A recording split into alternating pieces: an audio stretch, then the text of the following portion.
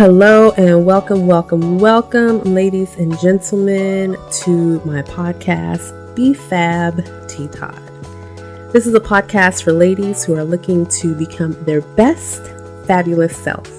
I focus mainly on women who have lost themselves and who are looking to get back to themselves. Here at Be Fab, Todd, we are working at becoming better, one day at a time. There's no rush. Why are we rushing? God didn't create everything in one day. We didn't get to where we are in one day. So let's just take it one day at a time and not try to do it all in one day. There's no judgment here because we are all women who have went through something that has changed us. But on the brighter side, we learn and we grow and we become better. So welcome you guys once again. I guess let me get all my stuff out the way on where you guys can follow me and all that good stuff. So please make sure that you're following me on Instagram at Becoming Fabulous with Todd. That's Becoming Fabulous with TEATODD. And you can also follow me on Twitter at BFabTodd. And once again, that is BFab TEATODD. Yeah, how are you doing today? How is everyone doing? I hope everyone is well. We just got over the Mother's Day weekend. And for those of you who don't know, I am a mother. And this, by me being a mother, is a huge reason why I'm on this journey of becoming fabulous. So for those of you who don't know, I'm just going to tell you a little bit about myself in a nutshell. Let's see. Where do I normally start? I was just doing the most after I had my daughter. My daughter was planned by my husband and I. I was a very optimistic, happy-go-lucky person. You know, thought we were doing everything right. Got married first. We waited, I think, 4 years until we decided to have her.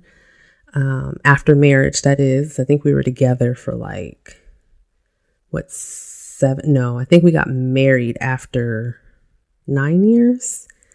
So we've been 14 years in, I believe. I think that, we've been in for a hot minute, 13, 14 years.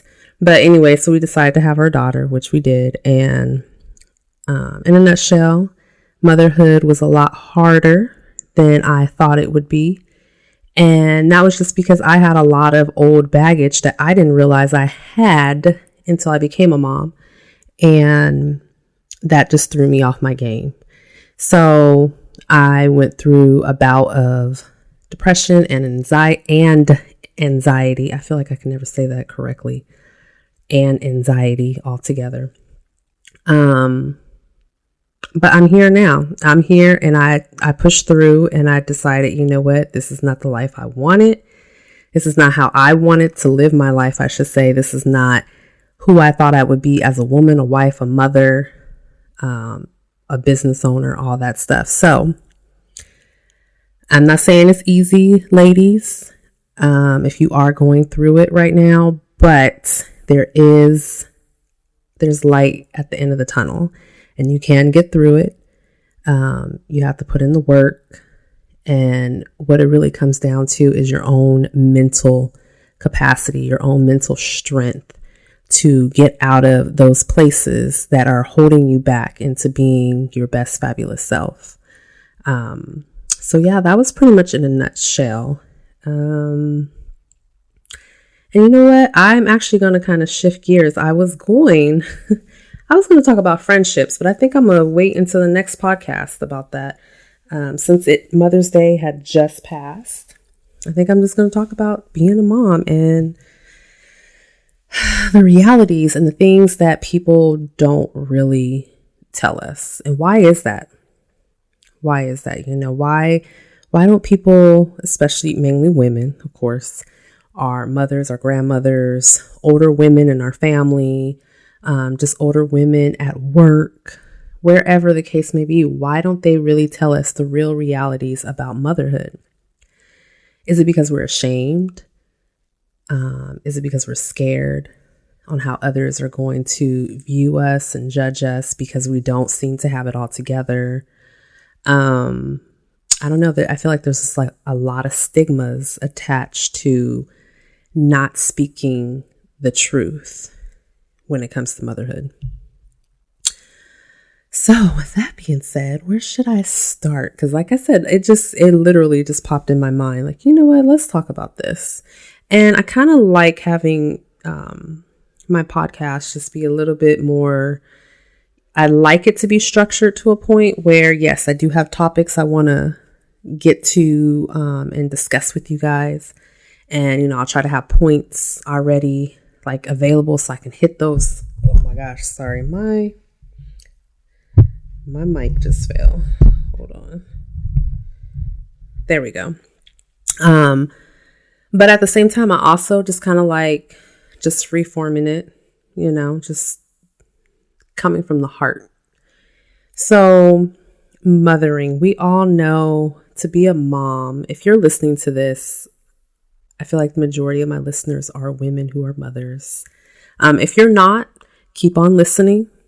I think this is excellent for you to kind of prepare yourself and know what to expect. You may not go through this at all, which is great. And I so hope that you don't feel this way or you don't go through certain things that, you know, a lot of women do go through. But the reality is we go through it. And I think that's kind of one of the hidden shames or one of the hidden, what word can I use? Like stigmas, I guess, where we just don't want to talk about it because we're the only ones going through it. Once I became a mom and those first couple of years when I was in the like neck deep into feeling a certain type of way, of feeling just overwhelmed and feeling even resentment towards other people for whatever it was that they weren't doing for me. Oh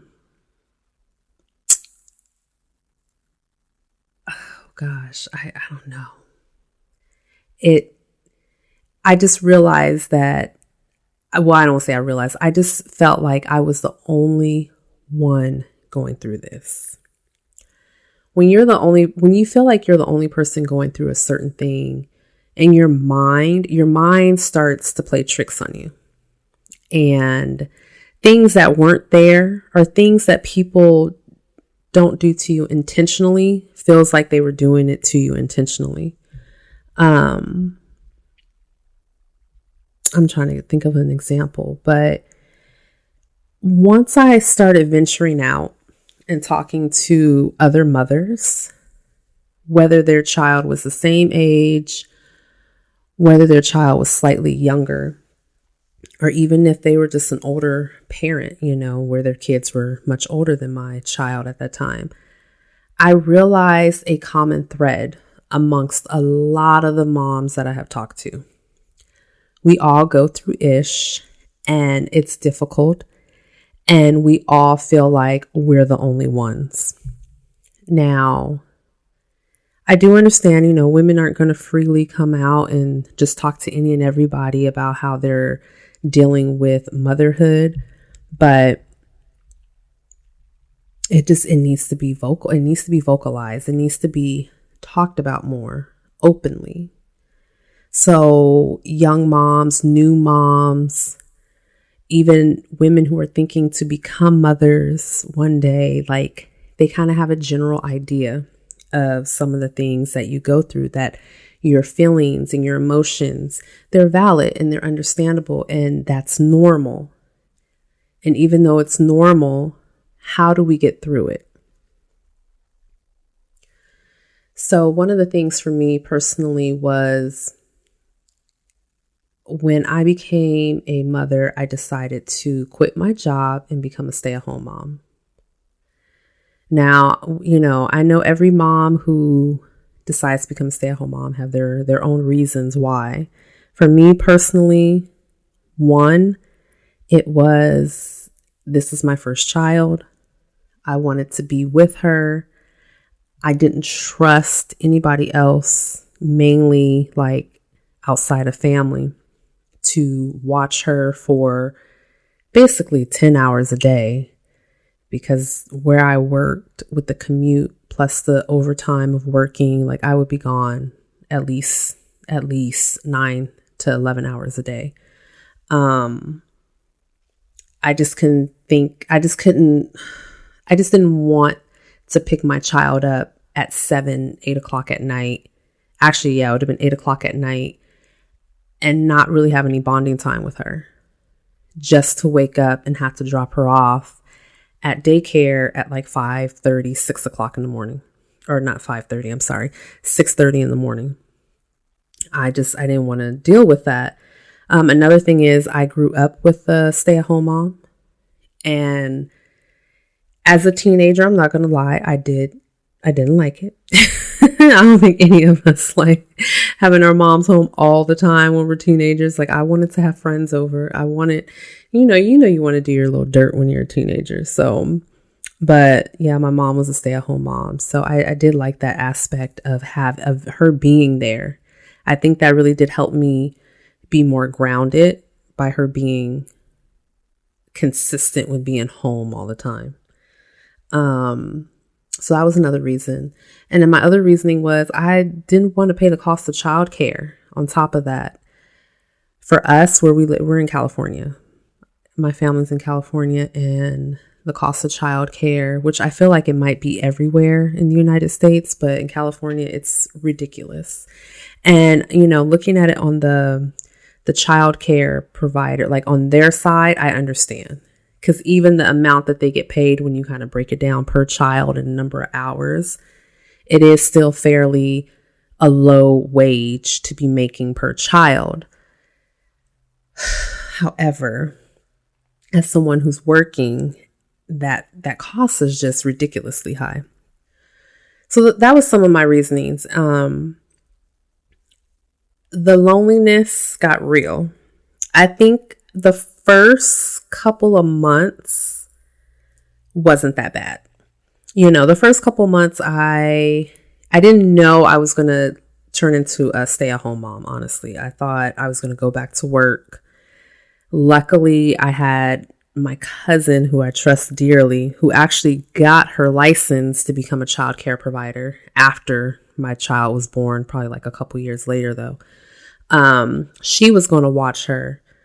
And, I felt comfortable with that, but I still wanted to, I don't know, it's just something still in me. Like, no, I think I really do just want to stay home with her. It was scary because, going from a 2-person income to a 1-person income with an additional mouth to feed is definitely scary. It's always scary, right? Because how are we going to make this work? The first couple of months, I had taken my maternity leave, and it didn't bother me. The isolation didn't bother me because I think as most mothers, as even as young women, we kind of know like, oh, when you have a baby, you traditionally stay inside for like the first month or two. I think some people even stay as long as like the first 3 months, not really taking their baby out, being around people, because they want to make sure their baby stays healthy and doesn't catch anything from others. So that's understandable. Well, once I did officially quit my job, I went back for 2 weeks, and that was the hardest 2 weeks of my life because I had to pump I do not recommend trying to pump while driving. Please don't do that. But I had to do what I had to do. My commute was well over an hour plus long, depending on if there was traffic or an accident. It was hard. I think now they have pumps where you can literally just like attach it and, you could be hands-free.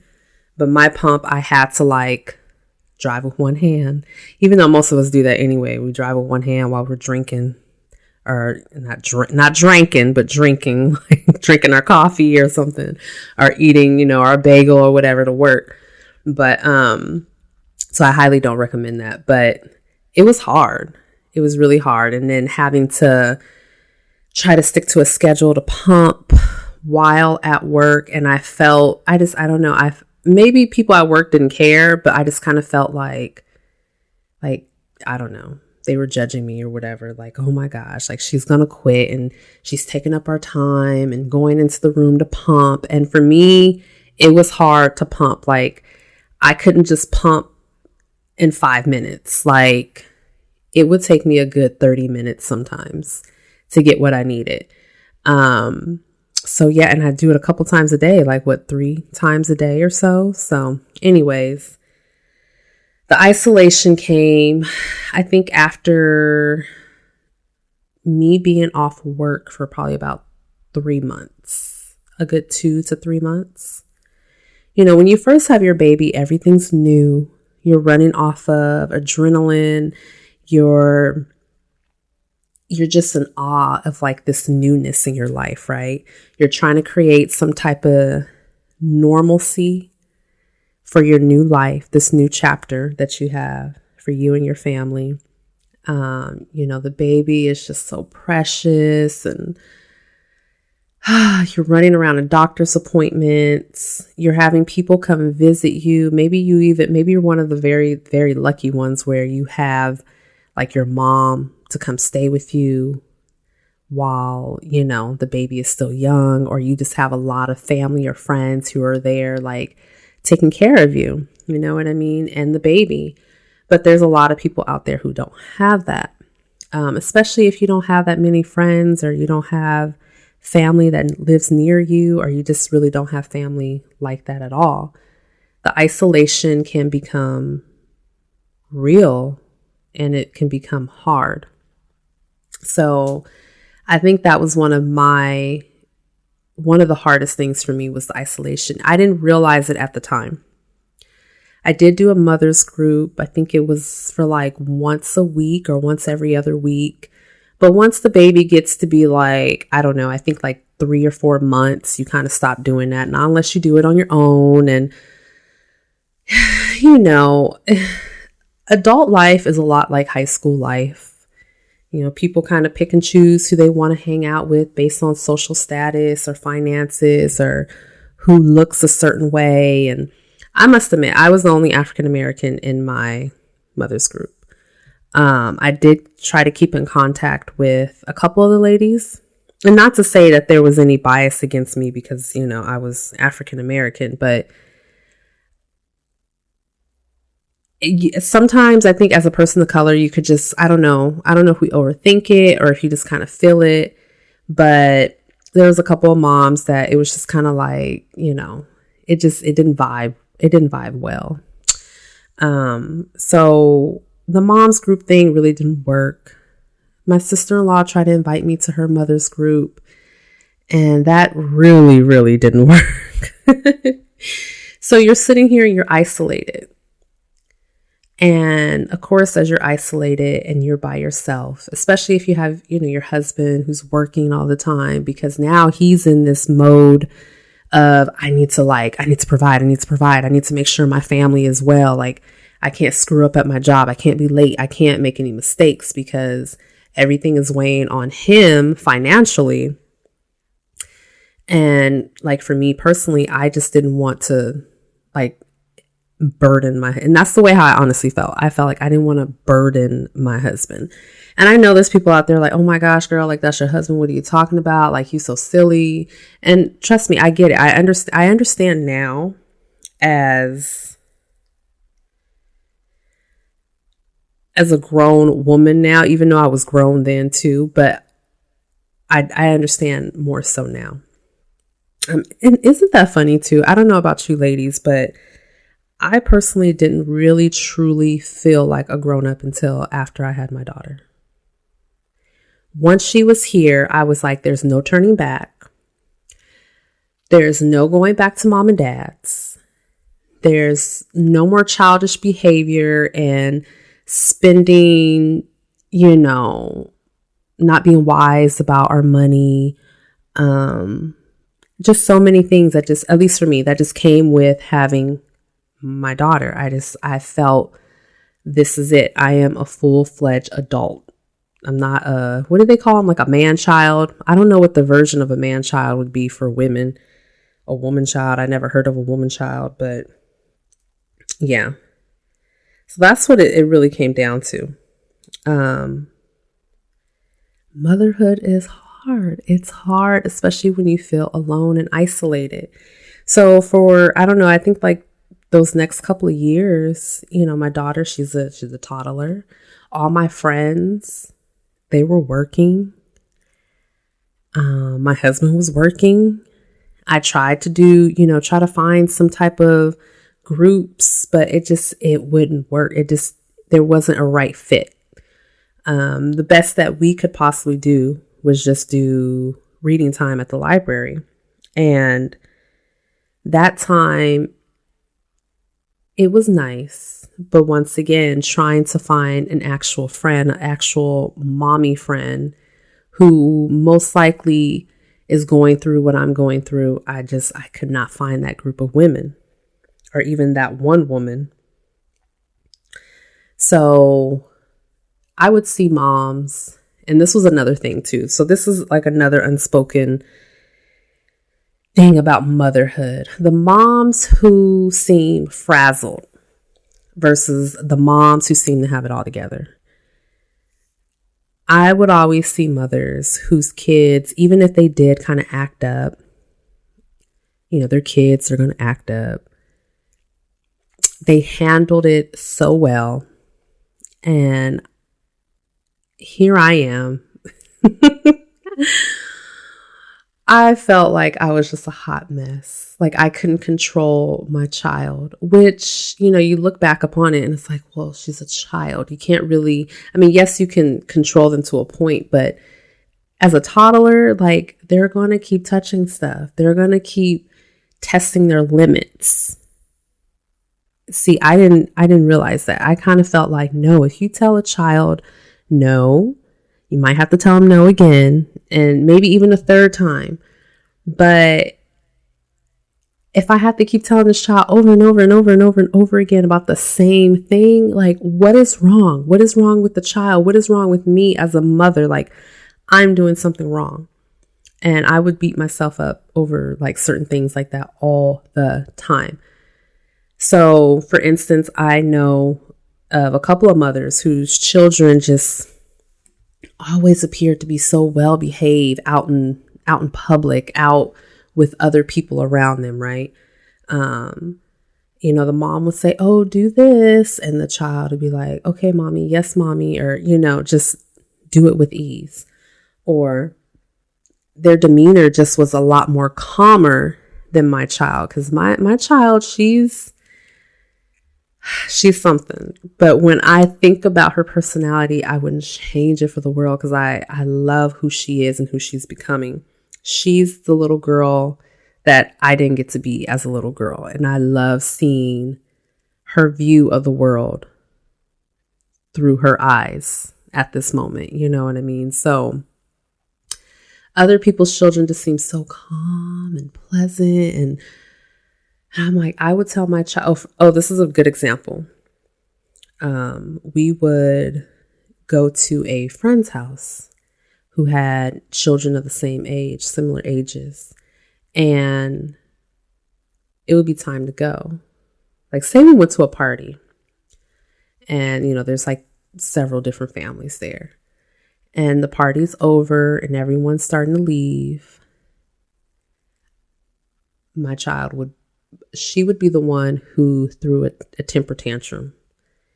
So the parent that you see in the store whose kid is yelling and screaming, and you look at that mom and you're just like, oh my gosh, like what is going on? Yeah, I was that mom.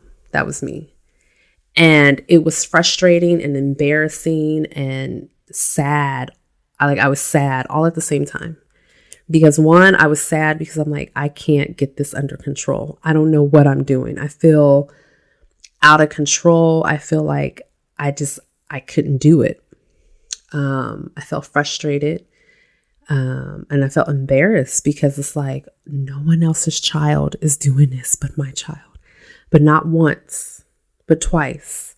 But every single time we go somewhere and we have to leave, like this would be the outcome. And it got so bad to the point where I was just like,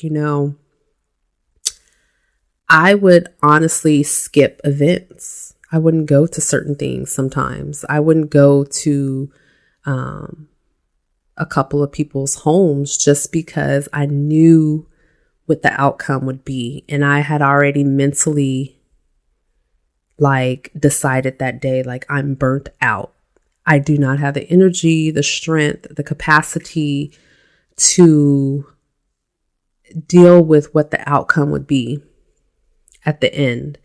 Yes, I will want to go. I will want to go to the party or whatever and have fun and enjoy myself. But I just knew mentally I wouldn't be able to handle it at the end. And I would probably just break down. So these are just some of the things that, I don't know, why as women we don't talk about. And I don't know if it's just for me personally, because I grew up as the only child. And even with my cousins, I didn't see too much of how they were being raised. I didn't see too much of them and how they truly were as children. And I think for me, because I was just a very quiet child in a way, I guess I expected my own daughter to be that way, and she wasn't. So that's another thing too. When we have these personalities that are different than ours, how do we handle that? How do we deal with that? I don't know. It's just it's hard to be a mom, but it's also very rewarding and joyful. But I think if we try to equip women with the tools before having kids, or even help them while they're going through it by having these type of discussions and these topics talked about, there's going to be a woman out there who's like, okay, I got this. I'm not the only one. I'm not the only one where my child breaks down in the middle of the store crying because they can't hold, I don't know, one of the items off the shelf that they really wanted to hold, but they can't hold it because it's glass, is going to break, and they're a toddler, and but it's what else can we do though as women to help other women? One of the things I honestly wish I would have practiced, and I've started practicing this recently, is breathing. And I guess this will also be considered kind of meditation as well, but just really focusing in on my breathing. And when you kind of bring your heart rate down, you just feel more at peace. Because I would feel the tension and the frustration build up in me when things were going on, and I think we all feel that stress, and you could feel it just throughout your body. Some of us might feel it in different areas, in our shoulders. And for me, I just felt just a sense of heat all over my body. And I'm like, oh my gosh, I can't take this. But at the same time, it's they're just children. They don't know. They don't understand. But I think it really comes down to feeling lonely, feeling isolated as a mom, and feeling like you're the only one who's going through those issues. So, ladies, just to let you know, you're not alone. Talk to someone. One of the things I wish I would have done, honestly, besides the deep breathing, of course, is I wish I would have sought some type of counseling earlier. And because I know for me personally, I think I've already discussed this with you guys before, but, I do have communication issues that really do stem back to childhood, and not being able to feel like I could really voice my opinion and my thoughts and just really say what's on my mind without offending or hurting the other person. And I wish I would have went to therapy sooner so I could have got through that. And then therefore I would have been able to voice my opinions, my frustrations, my worries, my anxieties, all that stuff upon my husband. And he would tell me all the time, like, you got to talk to me. You got to tell me. You can't just tell me all the good stuff. And yes, that was nice of him to say. But honestly, in my mind, I just felt like, no, I can't tell you the bad stuff too. I can't tell you all the bad stuff. No one wants to hear bad stuff, especially if it's bad stuff over and over and over again, like daily. Because I just felt like there was nothing I can do. I couldn't control my situation. I couldn't fix it. You know, I chose my life. I chose to be home. So it's like, I have to deal with this. I have to deal with being alone and isolated, but I didn't have to. I didn't have to be. And you don't have to be either. So if you're in the middle of this right now, just please definitely get help. Ask for help. Ask your family and your friends for help. If you can't go to a therapist, voice your opinions and your concern, your frustration, but also take time for yourself, because that was another thing I personally didn't do. And that's why I'm here right now. This is why I'm having this podcast right now, is because, like I said, I let myself go. I just completely gave myself to my family and not to me. You know, I was sacrificing. Did I have to sacrifice? No, I really didn't. My husband tells me that all the time. He's like, I don't know why you felt like you had to do that. You know, it wasn't like we were broke and poor and like living off bread and water or something. Like, no, I could have still been taking care of myself. I could have still, asked him, hey, I need to get out for a couple of hours today. You need to take care of the baby. But I didn't choose to do that. But I didn't realize I had that choice at that moment. So please learn through me, ladies, so you don't have to go through what I went through. I just want other ladies to know that they're not alone. Take care of yourself. Practice self-care. Get the help that you need. Voice your thoughts, your opinions. Just be vocal about what you need, what you want. And yeah, that's that. So I am going to end this because I do have a little person. Everybody is pretty much still practicing shelter in place at this time, even though they are starting to slowly reopen stuff, but the schools aren't open. So, that's another issue there too. I'm like, a lot of people work while their kids are in school. And like I said, with the cost of childcare, are people going to really be able to afford to go back to work during this time when they have school age children who they expect to be in school during this time? So that's a whole nother issue. But yes, so I just heard my daughter get off her Zoom call with her classroom, with her teacher. So I know she's going to be busting through this door pretty soon.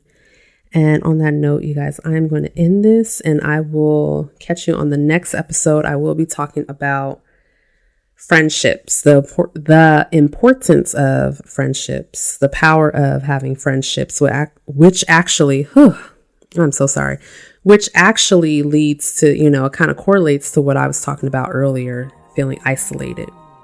So join me on the next one and I will catch you guys later.